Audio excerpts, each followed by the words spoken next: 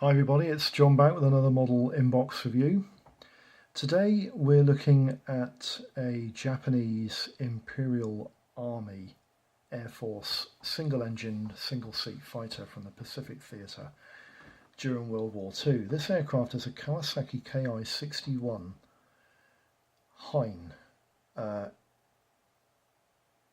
allied codename Tony, by the majority of the US Armed Air Forces.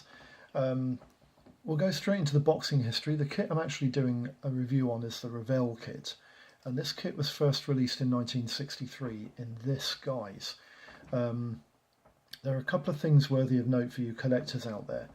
The first issue box had the 1/72nd scale ID for the scale logo printed above the famous plane series. This was the only time that this was placed in this position, was in the first release boxes from 1963, which make these particular boxes probably more collectible than any of the others. 1963 was also a year where the kit was re-released in the new type of box style that Revell brought out in 1963 to go in with all the other models that were being released in this style of box. And they brought the 1/72nd scale logo underneath the Tony symbol instead of above and to the left hand side of it, and the Kawasaki Hien was labelled in the green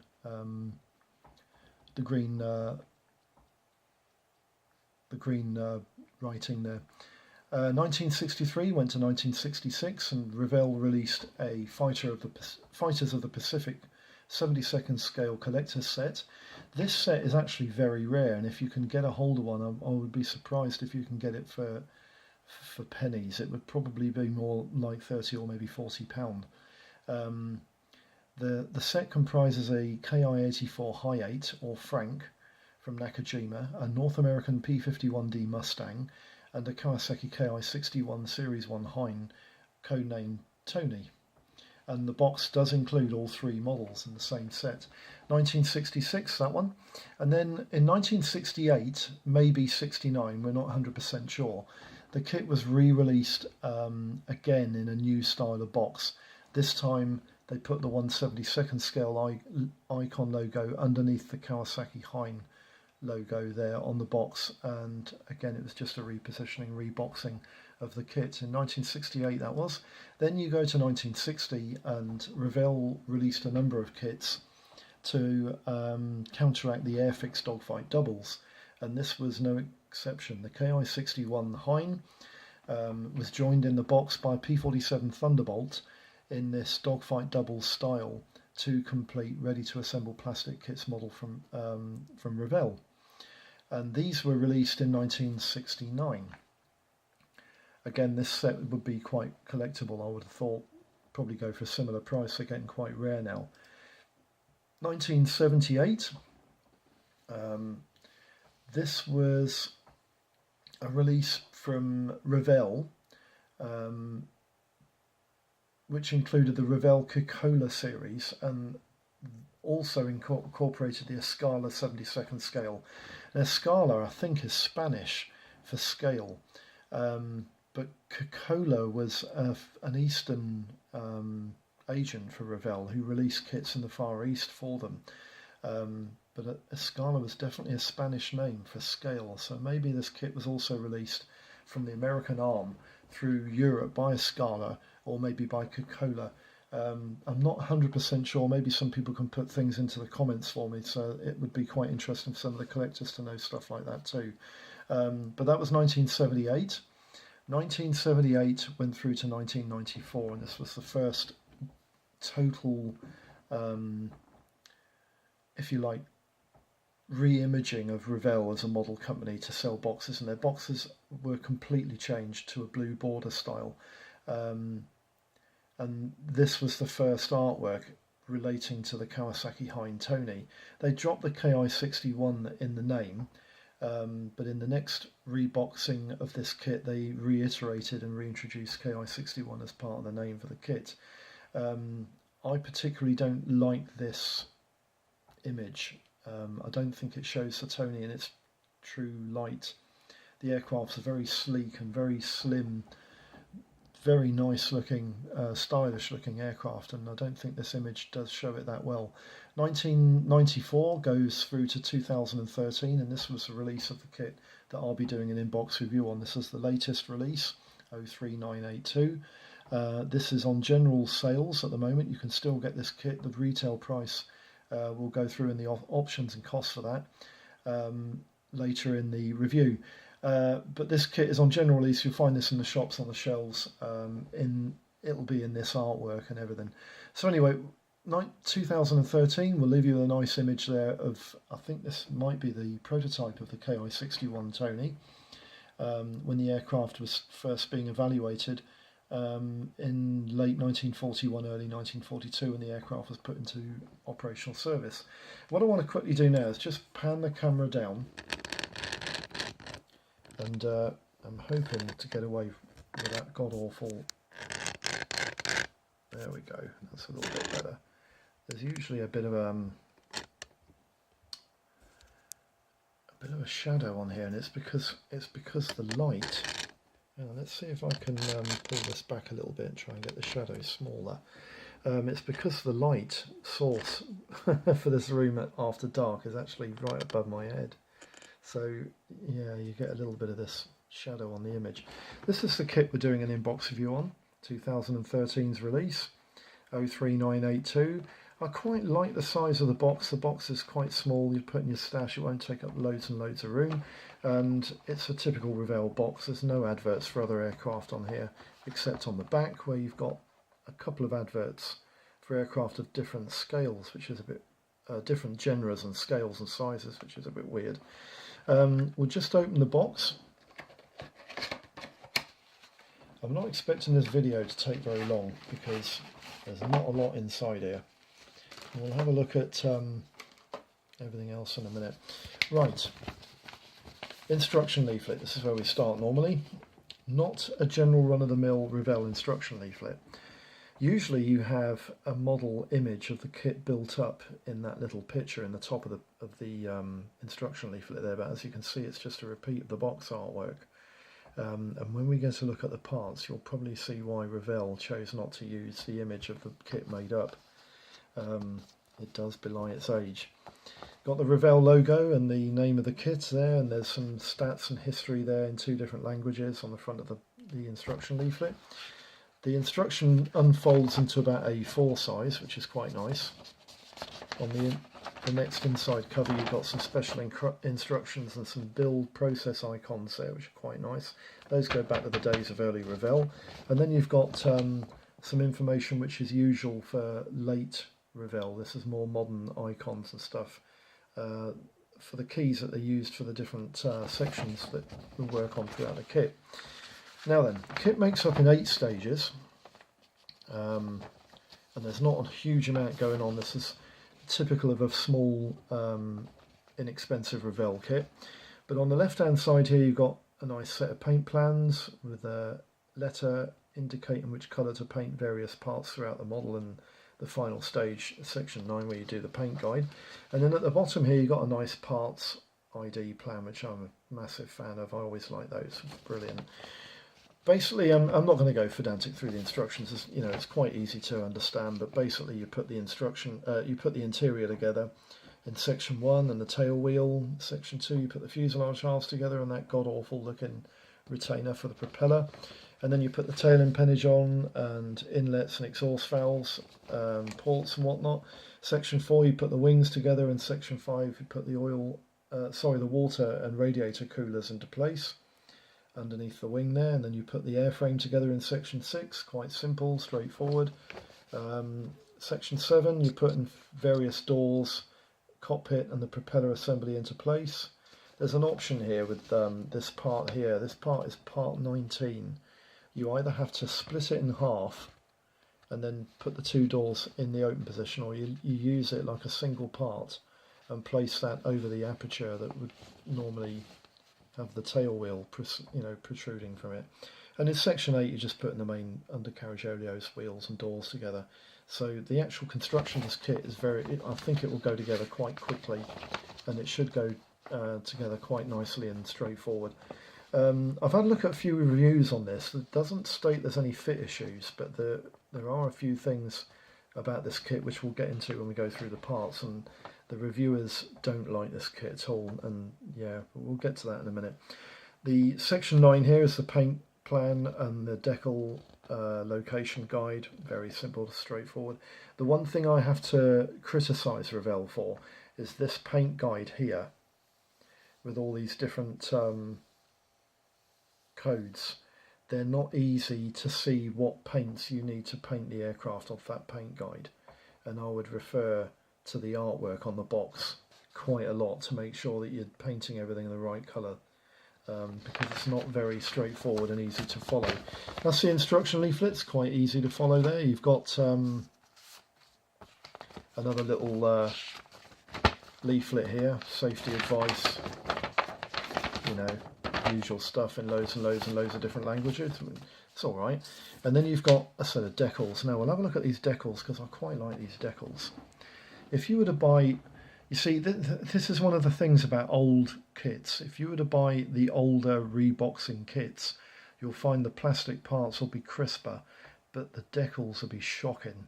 If you buy the newer kits that are reboxed old tool models, you'll find the parts may be shocking, but the decals are absolutely fantastic. So really what you want to try and do is you want to try and buy one of each, an old tool kit and a new tool kit, an old tool kit and a reboxed kit, and get the good decals and the crisp parts. The decals on this kit are really, really nice. The actual colours on these markings are very, very lovely. Really nice. The Japanese meatballs are slightly raised, but the backing sheet and the film on the back of those transfers are very, very fine. Not much of an issue at all. I think they'll lie quite nicely. Really nice decals. So the register on them is very good too, which you expect from Revell. Modern Revell, you know, they're one of what I call the big four for decals. They've really come a long way with their decals, which is good. And they usually come up with very good decals. Now then, transparency. Transparency is something a lot of people like to see first, because they think it denotes the quality of the kit. Sorry, denotes the quality of the kit. Now I'm looking at this transparency. Yeah, it's nice and clear. It's actually quite crisp, considering the age of the mould. But it's pretty thick, isn't it? The frame looks quite good.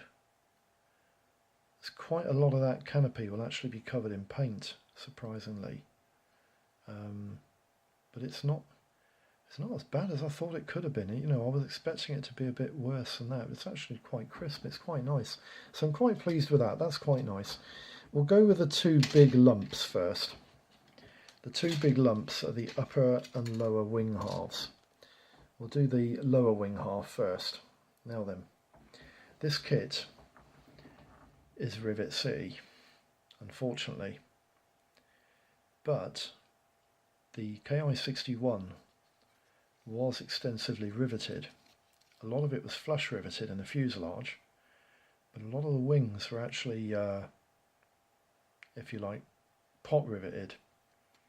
They were built to a lot of intents and purposes like a lot of early generation Japanese fighters, and I think these are a little bit overdone, but I mean they're in the right place and everything. They seem to be pretty regimental and okay, but they are pretty heavy, and I think they're going to need a bit of sanding down. But the lower wing seems to be quite nice and crisp. There doesn't seem to be any flash on that part. There's a little tiny bit of flash on this kit. You can see these parts here, they need cleaning up a little bit. But again, it's Rivet City. There's quite a lot of rivets there, and they're going to need cleaning up quite a bit. So you're going to have to be quite careful if you're building this kit not to destroy some of the other detail on the upper surface of the wing there. Quite a lot of flash there, which is a bit of a shame. It's come right into focus there. That's pretty horrendous, isn't it? But, you know, it's an old kit, and I don't really have a problem with flash. Flash just tells me, oh, there's a slight leak at the end of the extremities of the part moulding. So, you know, as long as it fills out the parts, that's fine. Now then, I'm not going to focus on this particular fuselage half. I'm going to go that on the fuselage half because there's quite a bit to say about the other sprue. The There is a part on this fuselage, and it is on the other side as well.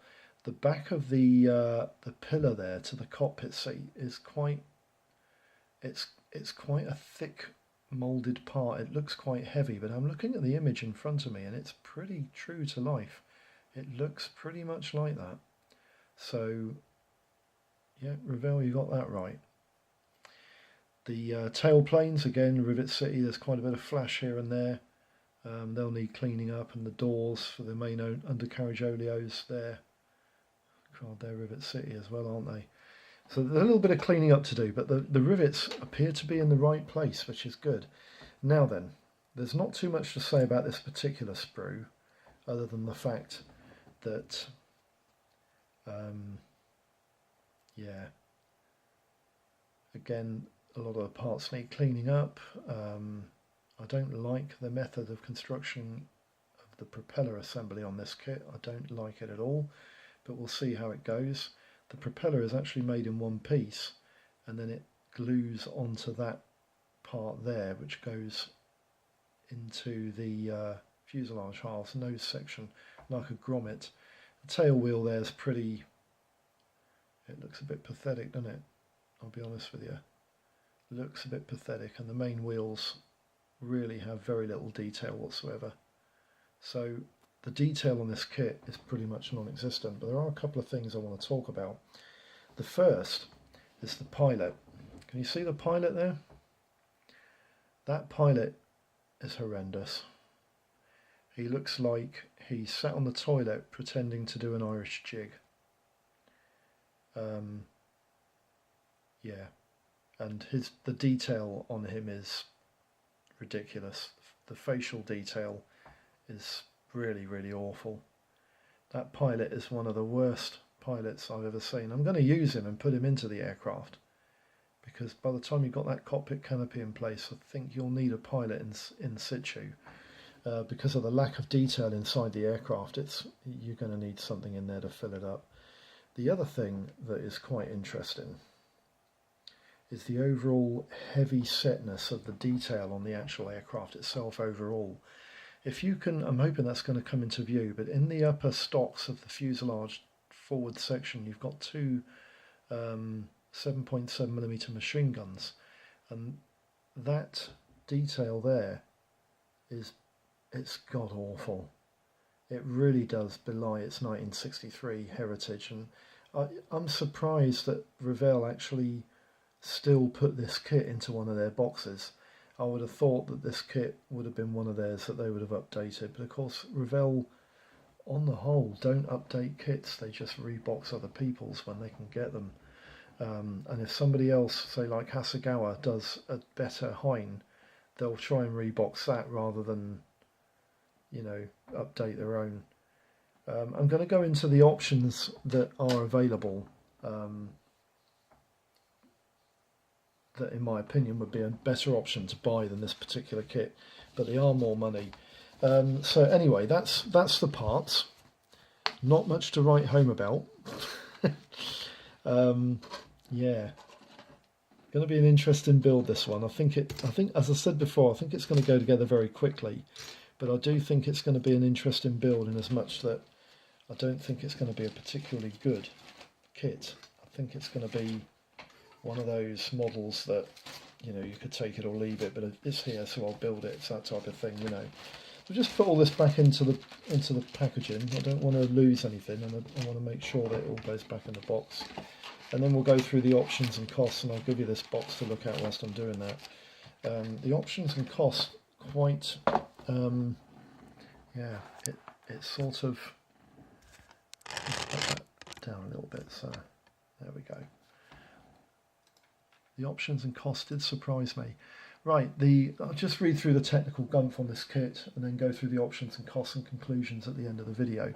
The model itself is the Revell Kawasaki Ki-61 Hien, allied codename Tony.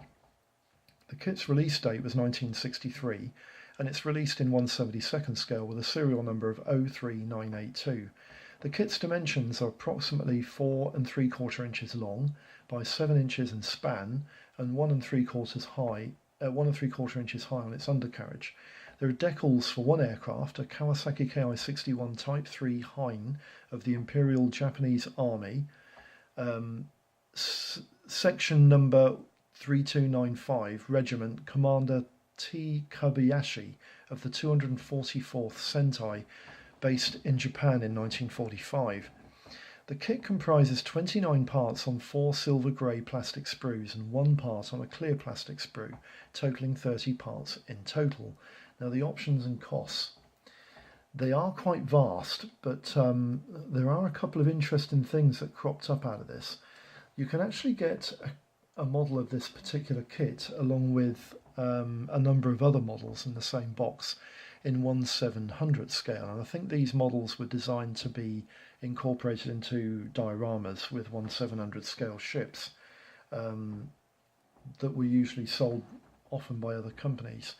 The kit is made by Tsukuda Hobby, and they build a Ki-100, a Ki-45, a Ki-61 Hien, and a Ki-43 Hayabusa set. I haven't got any details of the costings, but I'm expecting them to be reasonably dear, probably in excess of £15.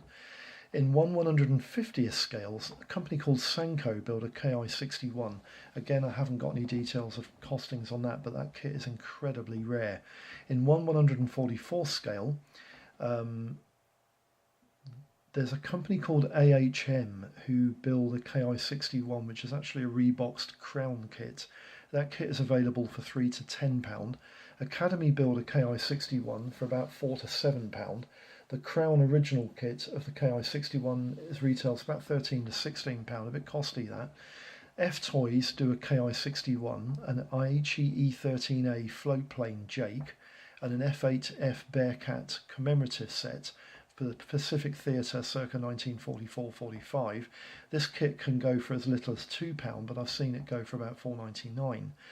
Gunsei Sangyo do a Ki-61, which retails for, sorry, I haven't got any details, but their kits usually go for between £5 and £6. Minicraft model kits build a Ki-61, which is a reboxed crown kit, for £10 to £16. And Platts do a Ki-61, which is a reboxed F-Toys kit, but only incorporating the Ki-61, and that kit retails for about £10 to £15. Revell also do a Ki-61, which is a reboxed Gunsei Seiyo kit, which retails for £10 to £20. In 1/120th scale, Nichimo and Sanwa build Ki-61s of their own indigenous design. The Nichimo kit is £10 to £15, and the Sanwa kit is £20 to £35, probably because of its rarity. In 1/100th scale, basically Murasan do a Ki-61, but I've got no pricings on it. I've got no pricings on any of these, unfortunately. I can't find prices for any of these, but the Murasan kit is also reboxed by Daisha, Fuji and UPC. AHM do a Ki-61 in 1/80th scale. Again, I've got no pricings on that. And in 1/72nd scale, this is probably the most abundant scale you can get the Ki-61 in. The kit is modelled by a company called Air Kit, no pricings available. Aoshima do a kit for £10 to £19. Bachmann Fujimi rebox the Fujimi original kit for £10 to £16. DML produce the Dragon kit for £15 to £20. Dragon's original mould is £15 to £20. Fine Moulds do a Hasegawa rebox for £18 to £22. Fujimi build their own kit for £10 to £16. Hasegawa build their own kit for £3 to £10. Hobby Club and MTS do their own kits. Again, I've got no details for pricings on those. The Dragon kit was reboxed by Platts. That was covered for about £12 to £20. RS Models do a kit for £15 to £20. Revell's model is available for anything from £3 to £10. Shisoki Hobby do a Fujimi kit rebox for £12 to £25. Tamiya do a really, really nice 72nd scale Ki-61 for £15 to £20. And UPC rebox the Fujimi 1/70th scale kit, which you'll find in a minute, as a 72nd scale kit, and that retails for £10 to £15. In 1/70th scale, Fujimi do a KI61, that retails about £5 to £10. And Nichimo do another kit of their own mouldings, but I've got no pricings on that. Aoshima did a 1/60th scale kit, again I've got no pricings on that. And in 1/50th scale you can get a kit from Marusan for £40 to £50, and a kit from Tamiya, again that one's quite nice as well, but it is getting on now, for £5 to £10. In 48 scale, the Otaki kit was reboxed by Airai for £10 to £15. Hasegawa did a kit for £20 to £42. That one's quite nice as well. Macro Ace reboxed the Otaki kit for £20 to £30. The Otaki kit, it retails for £40 to £45. It's a bit pricey for what you actually get in the box, but the box contents aren't too bad. RS Models do one for £33 to £38, and there's a company called Right Staff who build a kit from £75 to £90, and apparently this kit is really, really nice, but quite hard to get hold of. TC Toycraft Berg reboxed the Right Staff kit. Again, I've got no pricings for that, but it's probably similar to the original kit. And Tamiya do a 48 scale model for £30 to £40, and the Tamiya Retool in 48 is a really, really nice model too. Hasegawa did a 32nd scale model for £40 to £55. A Model Design Construction also did one for probably around about £50, but I've got no guaranteed prices on that. And the 32nd scale Old Tool Revell offering still retails for about £40 to £50. Believe it or not, you can get this kit in 1/28 scale. They're both Midori kits. The original Midori kit, again, I've got no details for the pricings, but it's probably well in excess of £100. And the Dyusha kit, did a Midori rebox. Again, probably a similar price, about 50 or 60 quid. Conclusions. Right. This kit is really nicely packaged and it has lovely decals, but the kit is really it's really poorly moulded, and it belies its 1963 origins. It's an absolute howler. The quality of the kit is such that the detailing on its fuselage is very heavy and its rivets city everywhere. It's cheap and easy to get though, and it's on general release from Revell, and it's okay for the money. If you hold out, you can usually get this kit for under £5, but there are better options out there like the Hasegawa kit in 72nd scale. But the one for me, if you're after a 72nd scale model or a 48 scale kit, go for the Tamiya model. It's really fabulous. I hope this video has been of some use to you. If you've got any comments, questions, please put them in the comments list below and I'll try and get back to you as soon as possible with any questions. Just another quick reminder, thank you very, very much for all the support from all the subbers. I've actually got over 200 subbers now and I'm absolutely over the moon about that. I must be doing something right. And I hope to have continued support from my subbers in the future. It's a really, really impressive community here on YouTube. So thanks very much for all of your support and help, and thanks very much for all of your interest in the videos. I hope this video has been of some use, and I'll get back to you with the next one very, very soon. Bye bye for now.